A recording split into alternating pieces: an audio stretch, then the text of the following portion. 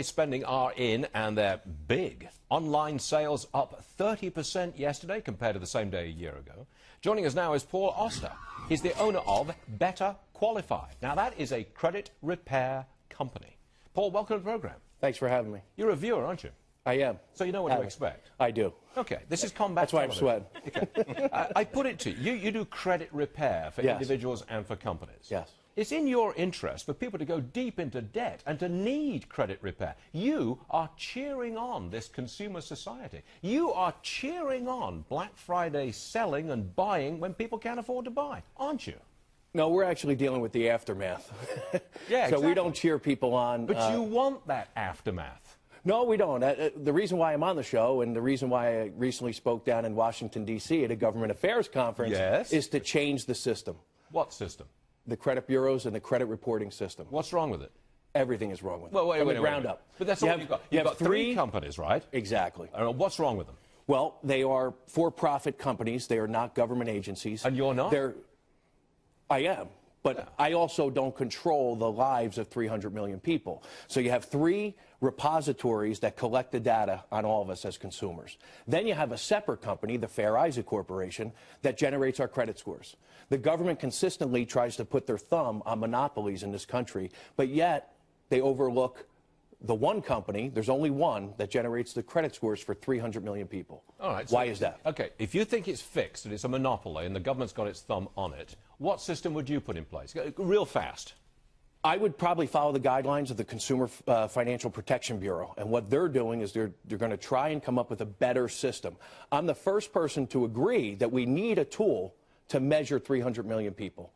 And right now, it's credit scores and credit bureau. Okay, if you had a better system to measure the credit worthiness of 300 million Americans, if you had the kind of system that you want, would it show those 300 million Americans are in better shape credit-wise or worse shape credit-wise? What do you think?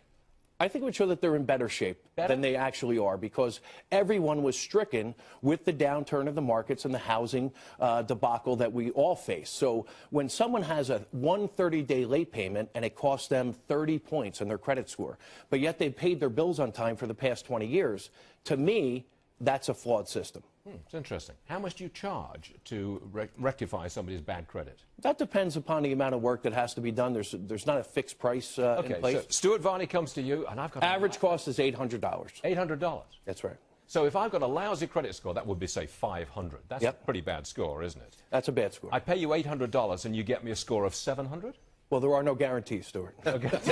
But I've got to pay you the money. You do have to. That's a guarantee. How would you get me from 500 to 700 on my credit score? How would you do that? How much time do we have? there are a number. Now or in my life? We have a 6-month program that we put clients through. What do you do? Okay, real fast. What do you do? Well, we do a credit analysis and we figure out what information is on the report that's causing you pain. The latest research actually shows... Okay. Do you then go to the credit reporting company and say, hey, Stuart Varney, he's not such a bad guy. Ease up in that area. He will pay that bill. What we do is... He'll pay a certain amount on that bill. Well, what we say to the credit bureaus is, if you wish to continue to report that information, you have to verify and validate it. You have to make it accurate and timely. And unfortunately, the credit bureaus, quite frankly, do a terrible job of that. Okay, look, I haven't paid my bills, right? I've got a lousy credit score of 500. I just have not paid. I'm in debt up to my eyeballs. You can't fix that, can you? No, I can't. For $800, you can't. Can you fix it for $8,000? No, not for $80,000. We would refer you to either a bankruptcy attorney or a credit counseling service. Ooh. Just real quick, Paul, I'm really scared when you start to say the government should be in charge of this kind of stuff. It sounds like, to me, better that maybe you should try to create a company to compete against Fair Isaac. But I like where your head's at. I know people in banking, and you're talking about this one. You want to give it from one entity to another single entity. No, I just think it should be more regulated.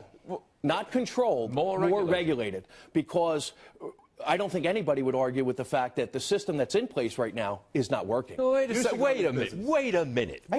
The current system, which you don't like, is serving up customers to you for an average of $800. That's right. To fix the system. Call me crazy.